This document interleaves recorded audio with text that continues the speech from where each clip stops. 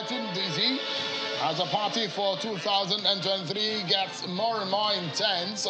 The PDP reconciliation move and the issues raised gets our attention, as well as the Labour Party NNPP alliance talks.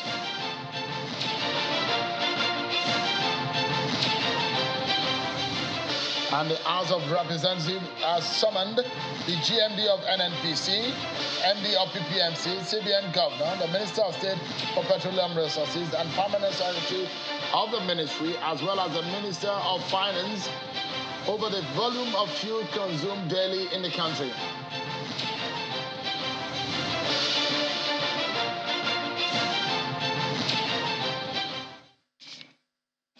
Hello everyone, welcome to the program.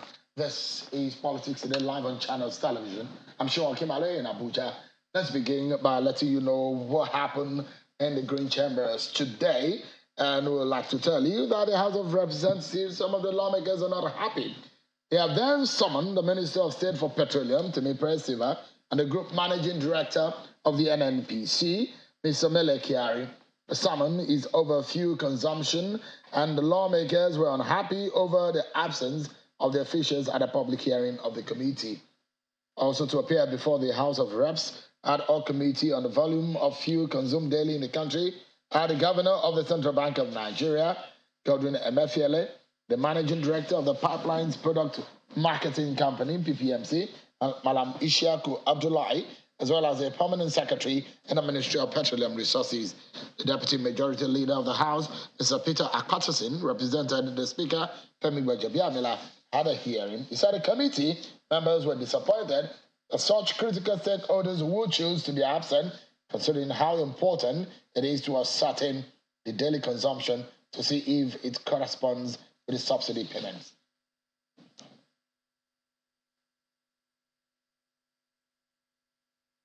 Let's listen to Honorable Akpatasin.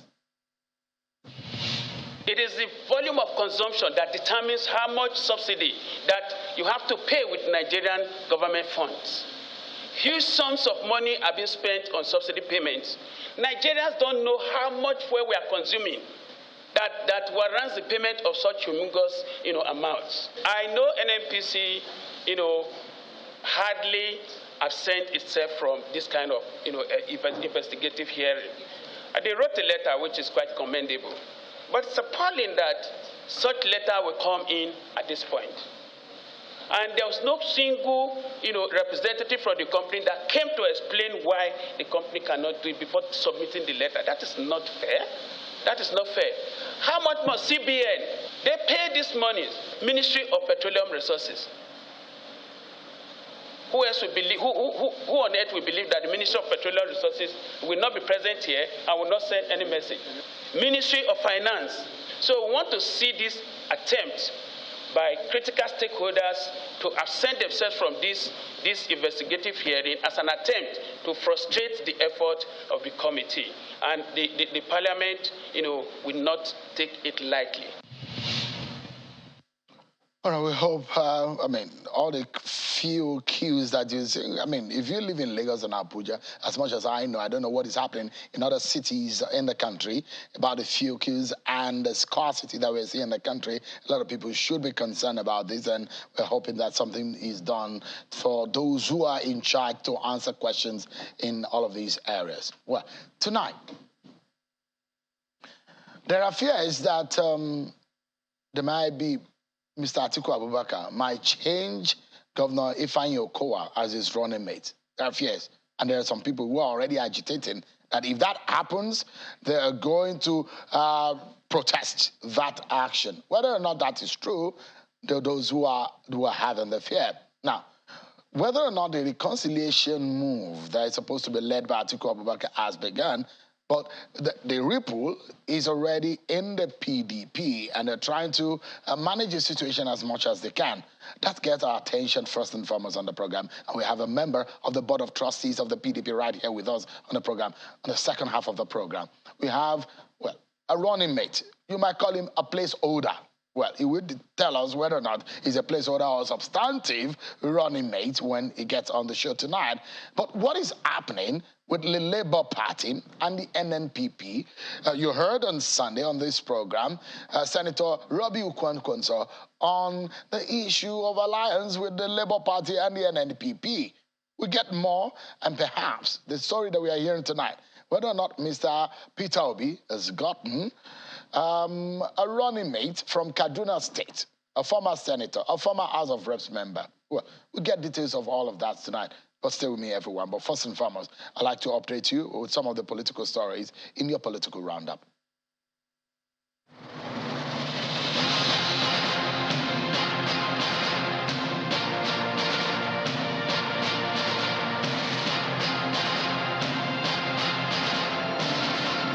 President Muhammadu Buhari has officially bid farewell to the outgoing Secretary General of the Organization of Petroleum Resources, OPEC, Mohammed Barkindo, noting how challenging his tenure was for the global oil and gas industry.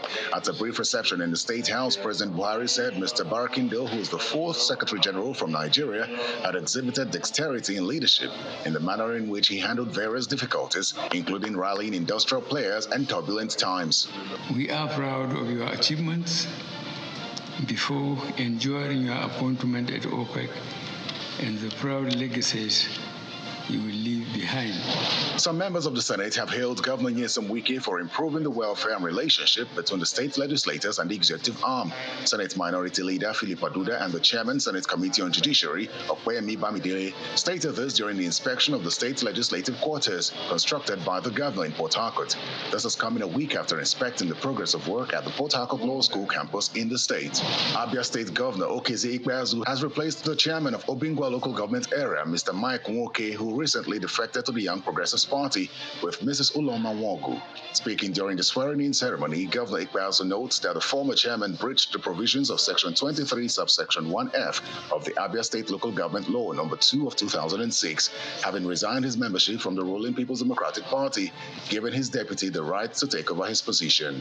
Today marks a milestone in the development of the local government system in Abia State.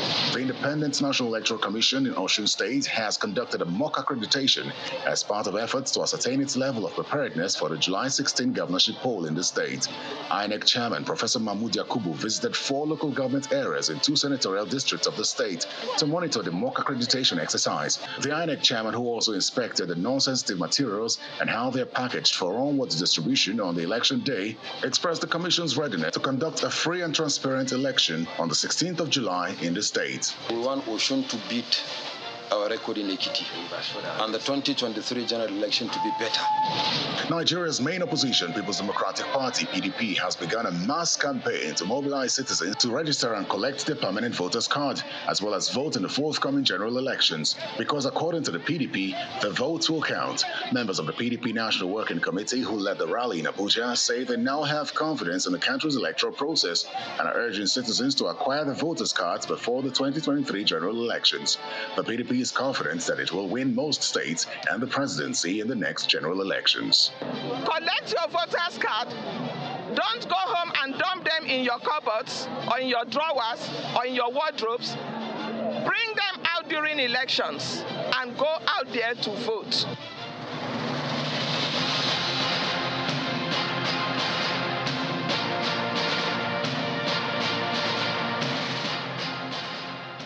Thank you so much, everyone. One thing a lot of us are not happy about is, of course, the situation in the country as regarding the state of education, especially in our public universities. So we're keeping our eyes on it, and we're looking at how many days now since the university lecturers have down tools and they are on an indefinite strike action. Is day 43 since ASU began the indefinite strike. We're hoping that the government and the university lecturers will come to terms, and anyone who is involved in all of these will get his acts together so the students can get back to the classroom for the sake of our dear nation. Let's begin our first conversation tonight. The main opposition party in Nigeria is not enjoying the best of time at the moment. considering the internal squabbles over the choice of a running mate to former Vice President Atiku Abubakar. The party's Board of Trustees has recommended a red delegation to embark on a reconciliatory visit to River State, and the governor there, in some weekend, the BOT says he is in view of great concern of the recent comments coming from some party members and prominent Nigerians on the choice of the Delta State Governor Ifeanyi Okowa as a vice presidential candidate.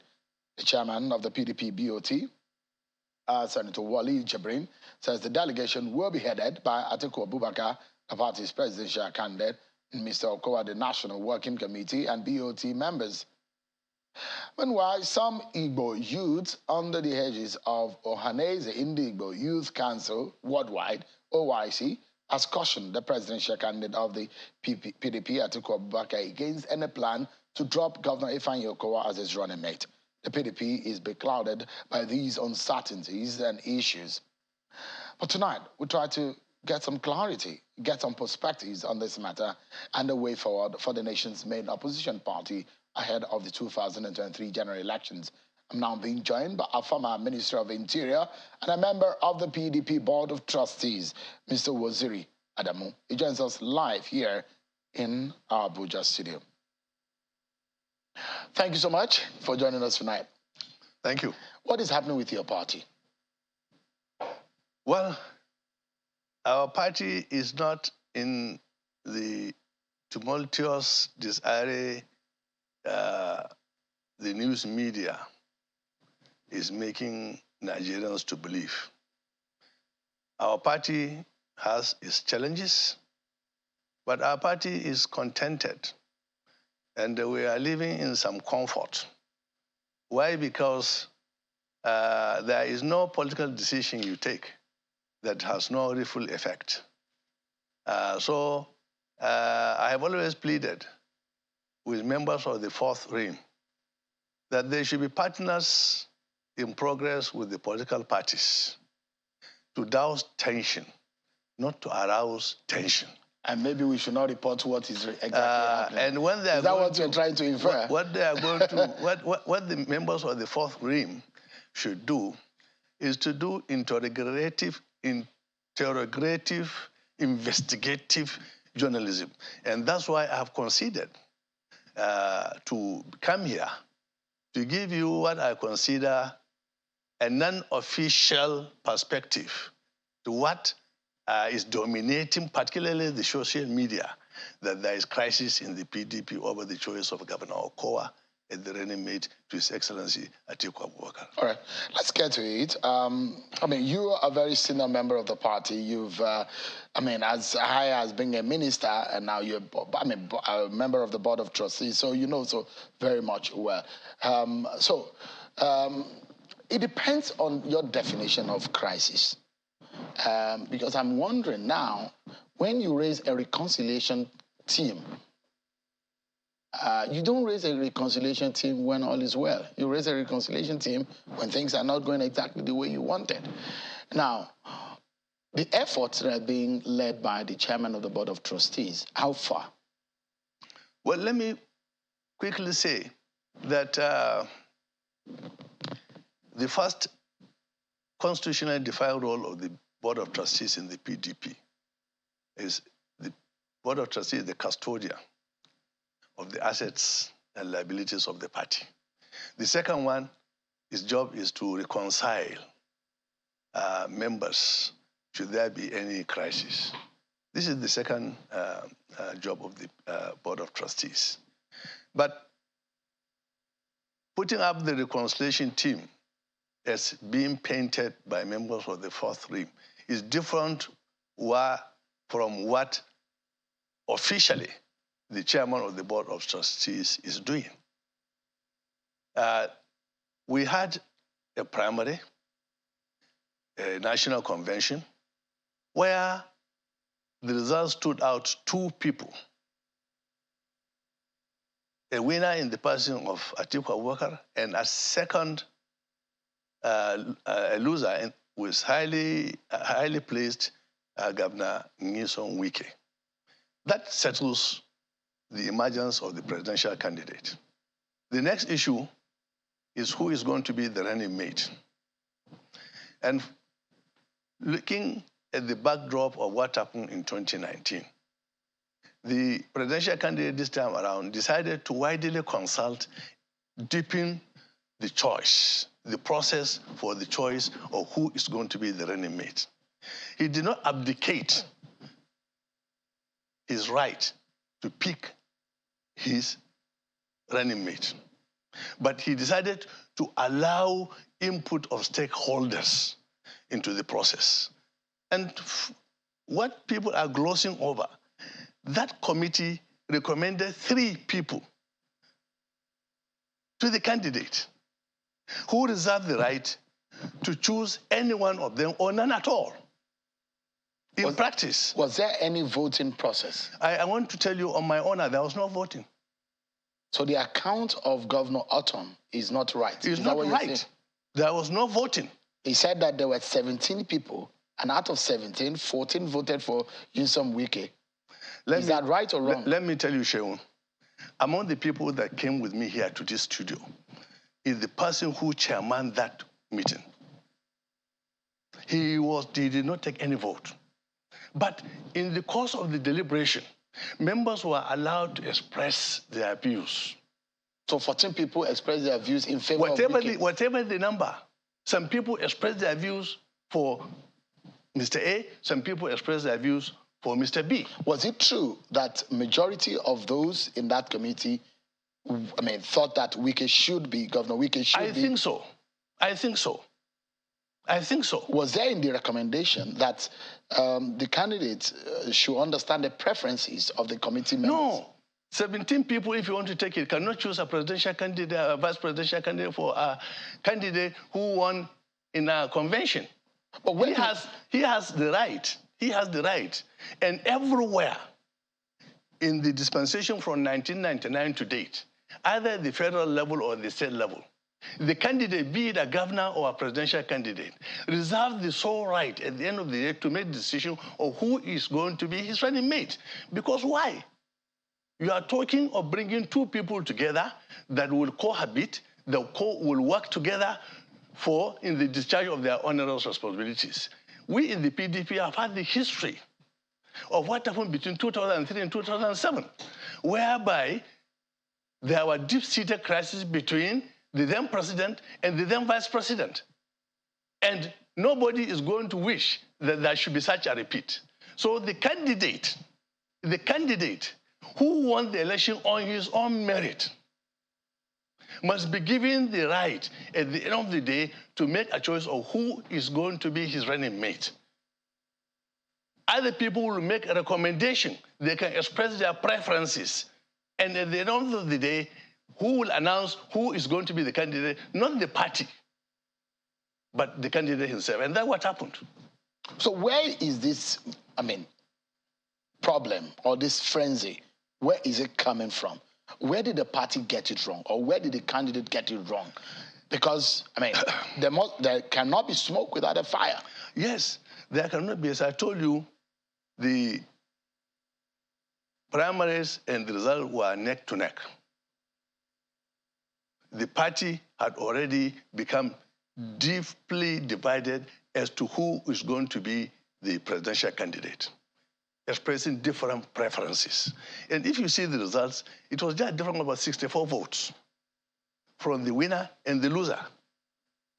So after the emergence of the candidate, we need to transit from aspiration situation to a candidatorial situation. Meaning, when there is now a candidate, the issue of aspiration is over. You now switch to candidatorial, where we have a candidate. Has been ahead for the party, isn't it? Now you have a candidate, and the candidate becomes the leader of the party, he becomes the face of the party, he becomes the voice of the party.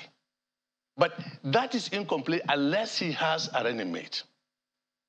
And the running mate is going to, I'm not sorry to say subservient, but he's going to be what is called the spare tire of the candidate. They are going to work together and promote the party and complement one another for electoral victory and success.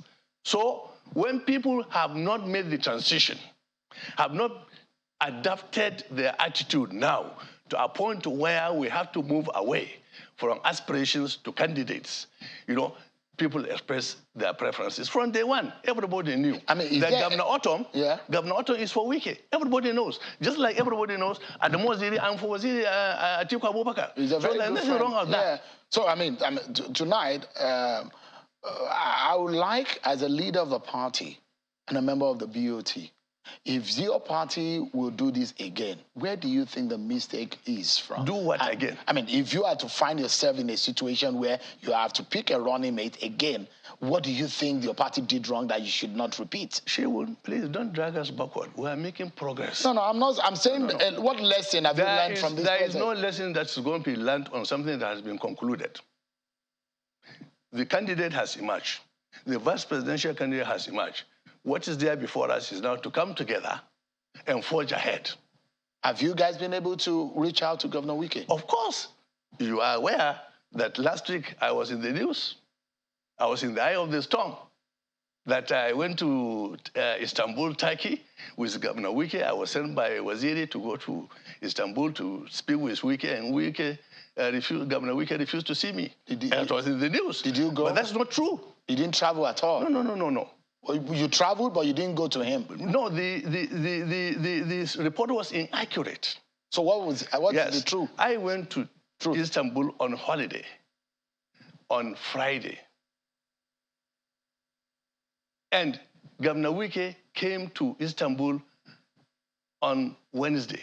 He didn't know I was in Istanbul. I didn't know he was coming to Istanbul. We met in front of the lift of the hotel. We happened to stay in the same hotel. And I have it on video.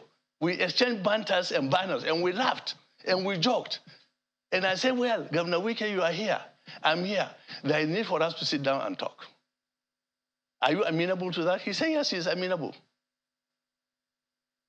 Were you able to do that, to hold that talk? We talked briefly, not as deep as I would have wanted. Not as deep as he wanted. But he didn't refuse to see me. So he saw you? Of course, he saw me. Governor Ikpazu, who was with him, also saw me, and we discussed. But very brief discussion. I wanted a deep conversation. But he didn't give you that audience of But that did not happen because he had his own reasons for coming to Istanbul. He was very busy. Were you able to persuade him in that short meeting that you had? Look, Governor Wike is a PDP man to the marrow. He will not go anywhere. Well, he's a man he has invested so much in PDP. He's a man that is aggrieved. So his allies are saying. Of course. Did you see that grievance? At a certain point, I was also aggrieved in the PDP. I was very aggrieved. In this matter. But I overcame it, and he is going to overcome it. Did you see his grievance? Of course. Are you able to understand with him and perhaps see it from his own prism? No. Listen, I want to tell you, Governor Wike knows I appreciate his own situation because he knows I fought for Waziri to become the candidate. Of course, fighting for Waziri means not getting Wike elected. He knows it. So there is no problem about that. But both Wike and myself are members of the PDP. And we have reached a point where, as committed and loyal party members, when the party take a decision, we must follow and try to strengthen the party. And this is a responsibility. Governor Wike did say on the convention floor that he is going to work for the success of the presidential candidate of the party, irrespective of whether he won or he didn't win. And I have known Governor Wike to be a very steadfast person. He will not change. When you raised the matter with him, what was his response? We will talk. That's what he said? Yes. And he never discussed going into details? No. I understand what it means, we will talk. I understand. What do you think is the best way, or how do you think is the best way to placate it? The best way is that we will keep on the engagement. Do you think Waziri should go and meet him? I said we'll keep on the engagement. No, I'm asking, because now the BOT has said Waziri should be, I'm talking about Atiku Abubakar now, should be to lead the reconciliatory meeting with Wike. Do you think Waziri should do that? I don't know if the VOG chairman has spoken to Waziri about it. Okay. I'm not privy to it. But at the end of the day, The first campaigner of the presidential candidate of the PDP is Atiku Abubakar himself. Is it true that there's a consideration that Governor Wike should be the Director General of the campaign of Atiku Abubakar? I am unaware of that. But you think he will make a good Director General? Of course. Do you think that he should be offered that position? Of course. I mean, if Governor Wike does not decide not to work with Atiku Abubakar the way he did in 2019, is there any danger that that will prove for your party? That possibility is unthinkable. It's going to work. What if it happens? No, it will not happen. Why do you think so? Because I know him. I've interacted with him. And you think? And I have his commitment. And I believe he is a man of his words. Have you heard Governor Autumn is very good friend on this matter? Yes. Have you heard him? Yes. Do you want me to play back again? No, I don't need to play back. You don't need to play back. When we had the zoning committee, Governor Autumn made similar comments, and I took him up. And he had to apologize to the members of the zoning committee. You know? So unfortunately, we have, at a certain time, we become overwhelmed with our preferences, and we fail to do the attitudinal change to emerging circumstances. Governor Autumn is one of the strongest supporters of Governor Wike among the governors in the country. But this time around, we want people also to look at the overall interest of the party. What does the PDP want? We're not looking for a presidential candidate. We're looking for a president of PDP extraction in Nigeria. And we have already got the candidate. We want him to be the president. You think Atiku can win the 2023 election? Absolutely, we are going to win. He can defeat Bola Tinubu or defeat Peter Obi? No. Peter Obi is an effervescence. What do you mean by that? Break it down for us. An effervescence means it is like a wind that is just coming up for a brief period of time, and it was going to die down. Because the presidential election is going to be based on arithmetical and mathematical permutations. And you don't think Peter will be fitting into that matter? No. What about if Kwankwaso and Peter will be join force? Well, let's see whether they can. Do you think that is going to pose a challenge? They don't need to go separate ways before they will join force. Kwankwaso is from the northwest. Atiku Abubakar from the northeast. I'm saying that if there is need for that, none of them needs to go to NPP and Labour Party for them to do that. From day one, they would have come together. After all, Kwankwaso went to NPP much earlier than Governor Peter Obi going to Labour Party. All of them were products of the PDP. You see, all these individuals made a name, created the cliche because they had a national political party platform. And they are all products of the PDP.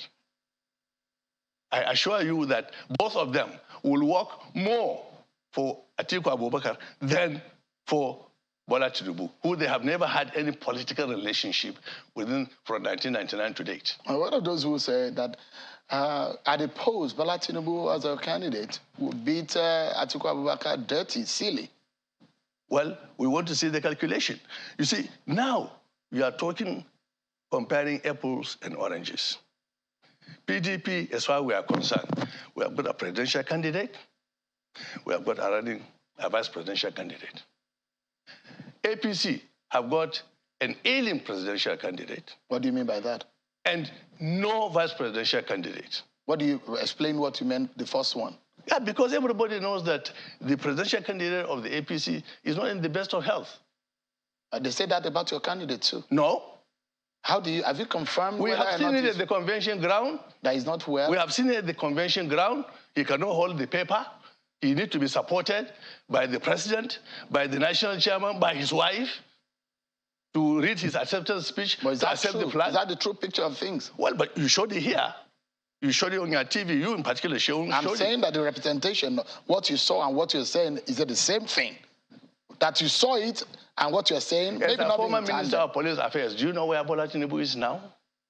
Me, as a former Minister of Police Affairs, I know where he is. Where he is? He's in Paris, and he's consulting doctors. Okay. Just like from what these people are saying. Just like last week, the propaganda machinery was saying Governor Wike had gone to Paris to see Bola Tinubu. I was the first Nigerian to disprove that. When I debunked it, what happened? The next day, the Bola Tinubu Campaign Organization concurred. There was no meeting. There was no plan for any meeting. Yeah. I am telling you, based on what I know, Bola Tinubu is in France. He is attending to his health. And I want him to get better quickly so that we can roast him electorally. You may be incorrect at some point, isn't it? When they come out with the facts for you. No. Okay. There will be no fact that will disprove that he is not in Paris looking, attending to I'm hoping that the APC might be able to come out and react to what you've said. Yes, they can. We just have 60 seconds to go. In these 60 seconds, first question I would like you to attend to is, what is the way forward for your party? Your party is in distress. My party is not in distress. The party that is in distress based on its performance in government is APC. The party that is incomplete as of today in preparation for the 2023 election is APC, because they have a presidential candidate, they don't have a vice presidential candidate. The party that is in distress is APC because there are so many questions about certain legitimate questions about their candidate. From his age, to his name, to his educational qualification, to his issues with the United States Justice Department, it's all there. You know, that's the party in distress. But we know that they have a tremendous propaganda machinery. And, you know, we would appeal to members of the forum to try to steer Nigerians to the issues at stake. What are we having now? A rundown economy, a terrible insecurity, misgovernance, everything you know that could not happen 10 years ago is happening today in Nigeria. On a final note, just in 30 seconds, I'll let you, Waziri, and the dynamics of things now, when the statement attributed to Senator Yocha Ayu, that should there be a northern, a chairman of the party from northern extraction, he was going to resign or step down. Does that change? You are inaccurate.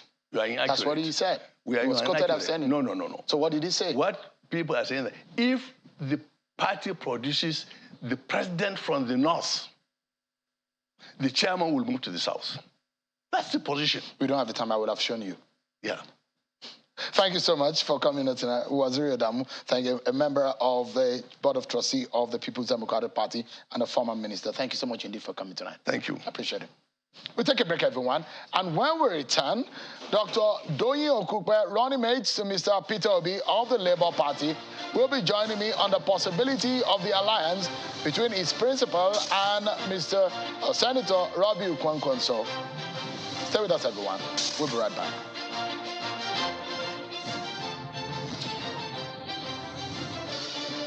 Welcome back, everyone. The conversation on the possibility of an alliance between Peter Obi of the Labour Party and Senator Robbie Ukwankwanso of the New Nigeria People's Party and NPP has generated much furore. Tonight, we will be speaking with Dr. Doyin Okupe, who is the running mate to Mr. Peter Obi. He joins us live here in our Abuja studio. Thank you so much, Dr. Okupe, for joining us tonight. Good evening. Should I say running mate or a placeholder? Whichever suits you. No, which one? What is your title? I'm a placeholder. Yeah. if that makes me happy, isn't it? It makes you happy, yes. Because that's what you are being called on. But that is the truth. But I'm a placeholder. Your obedience online. Yes. Very strong and hard supporters of yours. I mean, are you speaking with them? About what? About their engagement. What's wrong with engagement? You don't think, I mean, your candidate came out yesterday. When people are passionate about something, yeah, they can hardly tolerate you messing that thing up. Do you understand? Peter Obi has become a national phenomenon.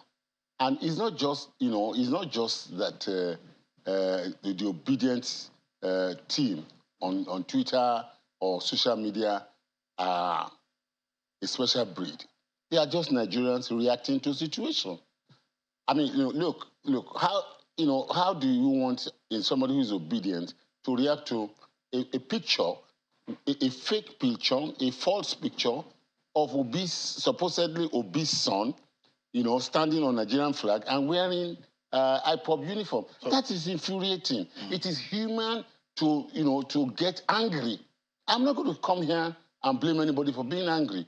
It is politics. We're in this game together. If you don't want to get dirty, if you don't want to get wet, don't come into the rain. So, Mr. Peter Obi, I'm trying to pull out what he said. He was persuading them and telling them I know what Peter Obi said. You saw what he said? Yes, I know what he said. It looks like sometimes some of them get out of line in their engagement. That is not true. Nobody gets out of line. They don't get out of line, but we encourage people to temper their responses. But, while we encourage people to temper their responses, how do we now talk to those who are not obedient to also temper their accusations? This is, I've just told you, you don't want to get mucky, stay out of mucky waters, period. So obedience is better than sacrifice? Much, much better. What does that mean? What it means is that for our viewers, just remember, for our viewers who are not very inclined to what the engagement is online, the supporters of Mr. Peter Obi have come to say, Peter Obi, they call themselves the obedience. The supporters are the obedience, and they're saying, for the election, obedience is better than sacrifice. Supporting Peter Obi is better than sacrifice. So that's why I'm asking, what does it mean obedience is better than sacrifice? We've first seen it in the Bible. Obedience, in any ramification you look at it, it's a movement. It's a national phenomenon. It is a rave. Online. No, that's not true. I'm asking if it's online. That is not true. Sheon, it's not true. It's not just online. It has broken the bounds. It is gone even into villages. I drove in from Iperu this morning, to Lagos to pick a flight. Do you understand my point? My mechanic, they are talking about, Daddy, we're obedient to. Is that online? That's not online. Stop. I heard my brother, Waziri, talking about that obedience is effervescent. There's nothing more stupid, more senseless than that. It doesn't make sense. It's an extreme language, sorry. Okay, I withdraw it. Television. He's my friend, actually. But, the truth of the matter is that, how can you see this surge, this move? You know what is wrong with the Nigerian political elite, the establishment? They do not understand what is hitting the country. And I don't blame them. I don't blame them because they have never seen it before. We have never experienced this OB phenomenon in the whole country or maybe in this continent of Africa before. Where young people, highly motivated, totally, completely dissatisfied with their environment, have decided to take their destinies in their hand, and somebody is coming and is telling me it's effervescent or that there's a calculation with which you are going to win an election. Total falsehood. It's not going to happen. What is going to happen is that these two political parties, these parties that are fading away, are just going to be swept off their feet. Do you understand? What is coming, what is going to hit the political establishment is something they will not recover from for a long, long time. Let me tell you, I also had Senator Rabiu Kwankwaso saying that people in the north will not vote for an Igbo man. Oh, my goodness. You see, Senator Rabiu Kwankwaso, with that statement, manifestly shows that, the country, which is presently being led by the youthful population, has left him behind. He belongs to my generation of politicians. Do you understand? And, we have a very narrow vision. And that is why Adamo can also come here and tell you it's calculation, it is mathematical, that they are going to elect Nigerian president. Lies. It's not going to happen. For a leader like Kwankwaso to come to national television and play, a very dangerous, negative ethnic card, talking about some people, Northerners, will not vote for an Igbo person. And Kwankwaso is in the habit of, whenever he's talking, he's always not. This is a man that is almost electorally restricted to Kano. And that is the problem. He's judging everybody else in the north with the prism of what he sees in Kwankwasia movement in Kano. That's all. And you want to give the impression that Northerners have they do not understand, the Northern electorates do not understand politics. They don't have a mind of their own. That is not true. Evidence has not proven that. I want to tell you something. We were in this country. I was in NRC. Our presidential candidate was late Bashir Tufami, God bless his soul. He contested against a Southerner, against a Yoruba man, and MK Abiola. MK Abiola trounced those completely in the north. He won in Kano, won in Bauchi. Who voted for him? Are they from Chad or from Niger? This misgiving and this misrepresentation of northern electorate has not been able to be discerning, by the elites from the north is unacceptable. All right. And it's not true. We're going to get there, one after the other.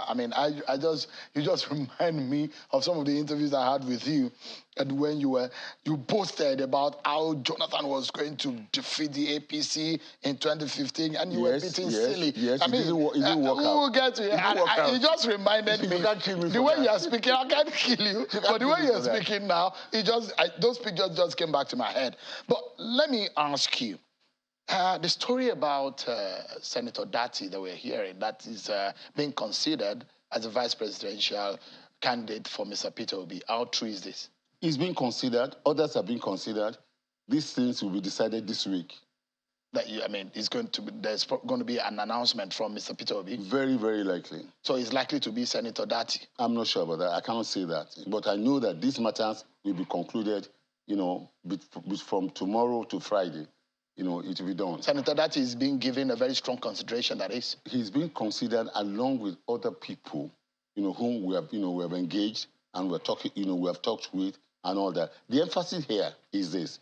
We're looking for a young, vibrant, a politician of northern extraction with a measure of intellect, sound background, pedigree, education.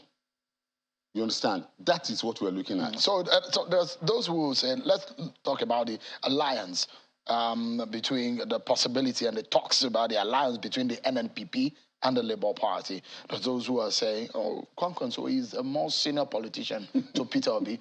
So somehow, Peter Obi should be the running mate while Kwankwaso be the principal. How do you measure seniority in politics? Is it age, length of time you have been in politics? Look, I have been in politics for 42 years, right? I have a pedigree that can compete with anybody in this country. I am knowledgeable. I have an above average intellect, for a fact. And you're a retired medical doctor. Correct. And I also wanted to be president, but I looked at it introspectively. What I wanted to do was to help to change the country. And I saw a better man. What has age got to do with it? I've been, between Peter Obi and myself, it's almost 10 years.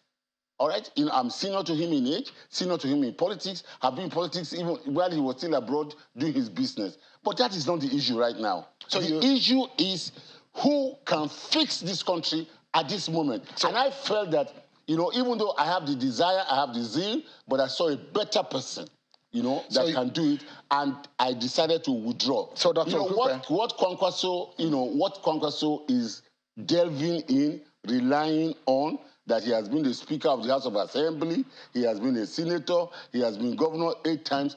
That doesn't answer the questions the young Nigerians are asking.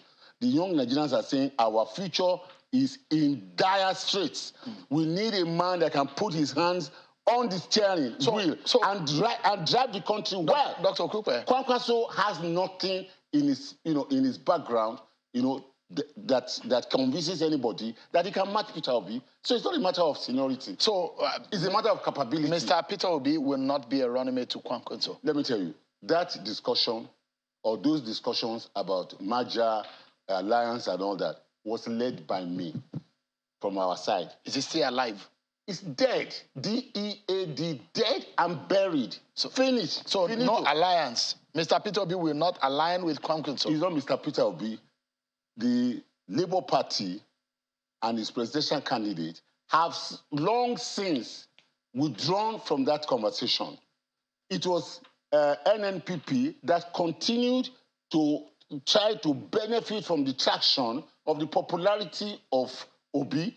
And, I'm now an elder statesman. Out of maturity, I decided that we will not take them on media-wise. So we kept quiet. But they kept on, going on.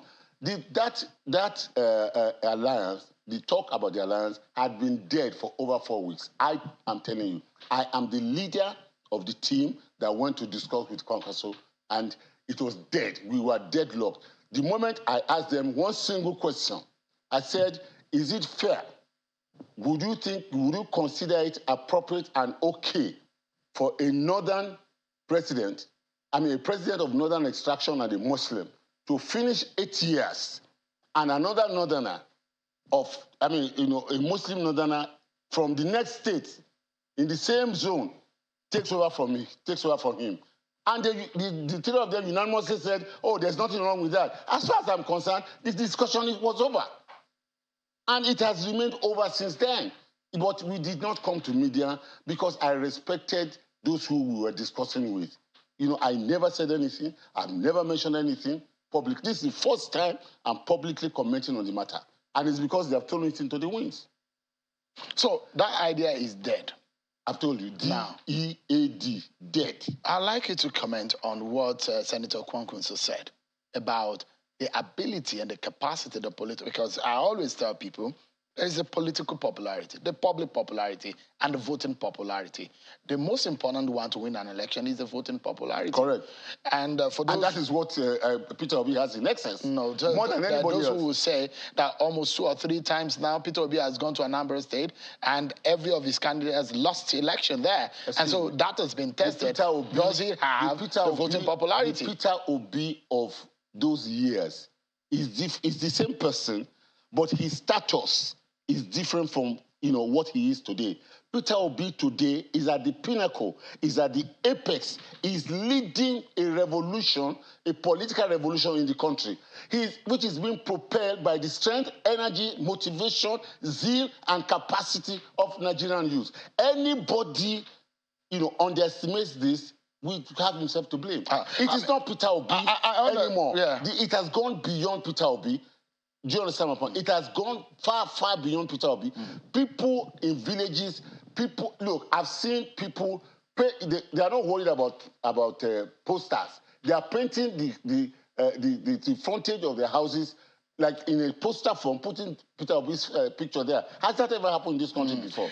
I know there is, you know why, as much as it's very interesting to speak with you, because you're a fantastic person when you're speaking about these issues, there are 2 tanks that I see that, that embeds in Dr. Okupe. There's the one that knows the issue and the ones that want to speak what Dr. Okupe wants to speak. Tonight, I'd like you to speak from the best part of those 2 tanks. Now, I respect you. I respect your knowledge of Nigeria's politics. You've been around for a long time. Yes, sir. Now, you do know that winning an election is not just by popularity. You have to have you have to have the structure. Correct. It has been tested over the years. Was popular, has been popular, and he lost the election 3 times. CPC, ANPP, correct. Never been you are able very to. correct. Now, the question now is, even the Jonathan of this world who lost the election based on the crisis in PDP, where because some of the structure of the party, they lost the structure and they lost the election. And the NPDP, members of the PDP at the time who left, were the cause of APC's triumph because they gave. So the question is that, does Mr. Peter Obi have that kind of structure? Now, the question is, does the Labour Party has any kind of state that it controls right now? Structure to win an election, very important in our politics. Sheung, I'll be very honest with you, and I'll be very honest with fellow Nigerians. I'm going to speak the truth here. Peter Obi is just a man for this season. He's a man that presently all the elements for victory is totally, completely, positively mixed with him. Now, Peter Obi is coming more ahead of any other candidate with 5 states from the Southeast. That's the platform. You think he will win 5 states? Oh, look, you can't, I don't want to start to mention names here. Some people tried to hold some discussions and they were talking about some other candidates and all that. People told them to chase them away. These are SY leaders in the Southeast. I